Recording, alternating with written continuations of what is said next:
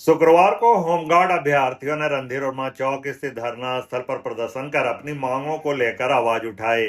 अभ्यर्थियों का कहना है कि वर्ष 2017 में होमगार्ड बहाली प्रक्रिया पूरी कर ली गई थी और चयनित अभ्यर्थियों की सूची भी जारी कर दी गई थी, लेकिन बाद में बहाली प्रक्रिया को रोक दिया गया।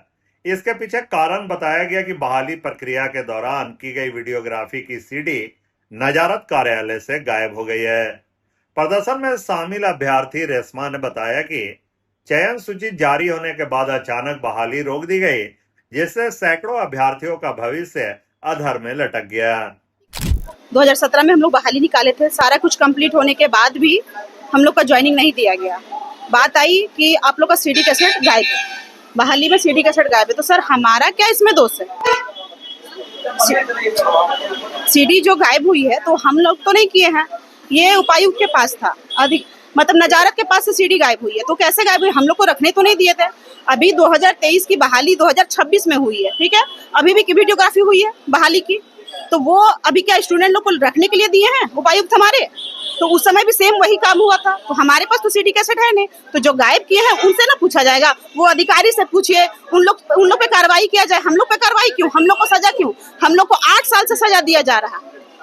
आप लोग का सीडी तो गायब हुआ है, क्या एक ही सीडी था जिसके आधार पर आप लोग को? नहीं, हार्ड डिस्क बना हुआ था, सीडी कैसेट थी, और आपका यहाँ पे गृह विभाग में जो है वहाँ पे भी कॉपी रखा हुआ था। तो मतलब एक जगह से गायब हो सकती है क्या? तीनों जगह से गायब होना क्या हम लोग के लिए पॉसिबल है?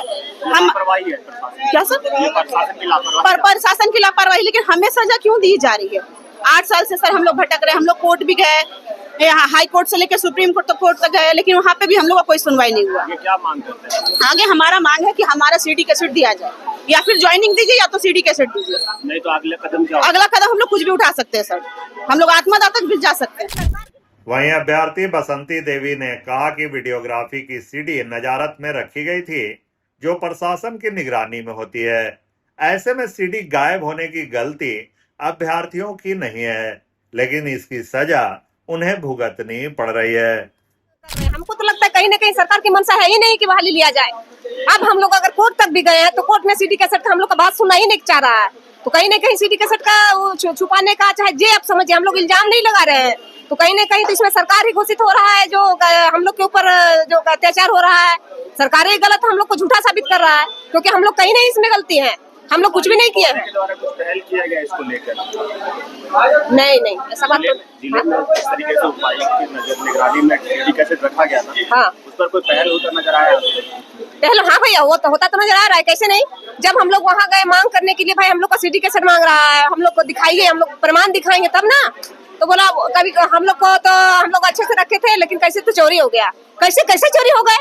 कैसे आप लोग को प्रशासन आपके निगरानी में दिया कि चोरी हो जाएगा, कि सीडी कैसेट चोरी हो? इतना अभ्यर्थी कम, तो आप भविष्य के साथ खेलिएगा, खिलवाड़ करिएगा?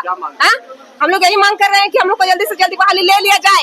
अरे आपकी मंशा है ही नहीं, सरकार की 2023 की बहाली क्यों निकाल रहा है, जबकि हम लोग है ही नहीं। 708 लोग वंचित हैं। हाँ, अगला कदम क्या रहेगा? अगला कदम यही है कि मृत्यु कर लेंगे सबको। एकदम क्या जी, मृत्यु करेगा कि नहीं? एकदम नहीं देगा, मृत्यु करेगा कि नहीं सब कोई?